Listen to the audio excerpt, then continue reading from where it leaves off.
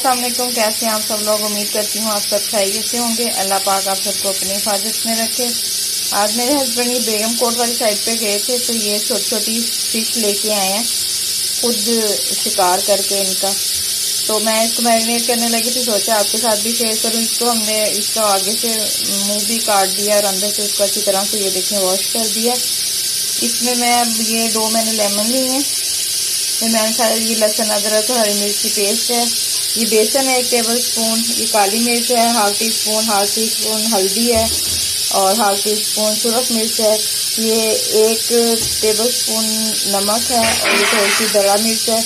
अब मैं इन सारी चीज़ों को पहले मिक्स करूँगी, फिर मैं इसको मैरिनेट करूँगी। तो ये मैंने लेमन इसमें निचोड़ दी है, इसमें ये लहसुन अदरक की मैं पेस्ट डालूँगी और ये तमाम ड्राई इंग्रेडिएंट्स। अगर लेमन ना हो तो आप इसमें वाइट विनेगर भी यूज़ कर सकते हैं। अब इसको मिक्स कर लेंगे। अगर ज़्यादा खुश्क लगे तो इसमें हल्का सा मसाला डाल लेंगे, पानी डाल लेंगे। मसाले में हल्का सा पानी ऐड कर लेंगे ताकि थोड़ा सा ये गीला सा हो जाए।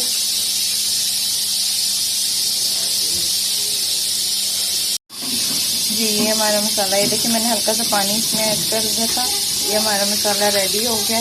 अब मैं इसमें फिश को अच्छी तरह मैरिनेट कर लूँगी अंदर बाहर।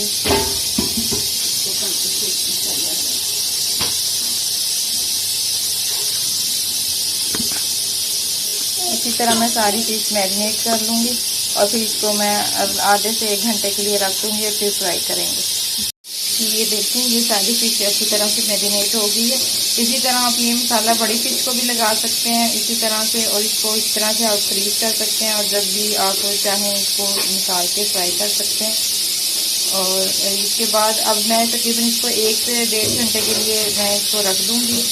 आधे घंटे बाद भी कर सकते हैं, 1 से 1.5 घंटा जितना आपके पास टाइम हो। इसको मैंने मैरिनेट कर दिया। अब मैं इसको 1 से 1.5 घंटे बाद इसको मैं फ्राई करूँगी, फिर मैं आपको इसकी फाइनल लुक दिखाऊँगी। जी ये फ़िश को मैरिनेट हुए 1 से 1.5 घंटा हो गया। अब मैं इसको फ्राई करूँगी। ऑयल मैंने गर्म कर लिया और अब मैं इसको ऐसे ही डायरेक्ट इसमें फ्राई कर दूँगी।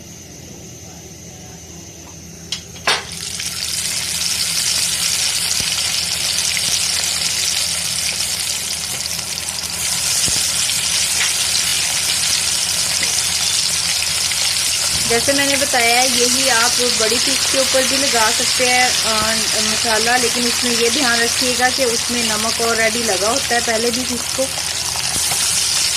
वो भी मैं आपको किसी दिन इंशाल्लाह बताऊंगी उसका भी पूरा प्रोसेस।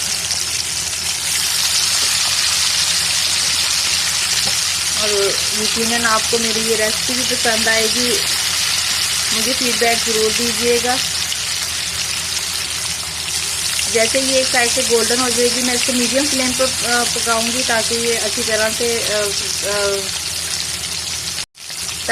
तरह से फ्राई हो जाए अंदर तक। और जैसे ये फ्राई होती है मैं आपको दिखाती हूँ। जी ये हमारी मज़ेदार सी स्पाइसी और ये देखिए कितनी क्रंची सी हमारी ये छोटी मछली बिल्कुल बन के रेडी होगी भी है। ये जितनी मज़े की देखने में लग रही है इतनी ही मज़े की और ये चटपटी सी मछली बनी है। इंशाल्लाह उम्मीद करती हूँ आपको मेरी ये सिंपल सी रेसिपी पसंद आएगी। जहाँ रहें खुश रहें, अपना भी ख्याल रखें और औरों का भी। अल्लाह हाफिज़।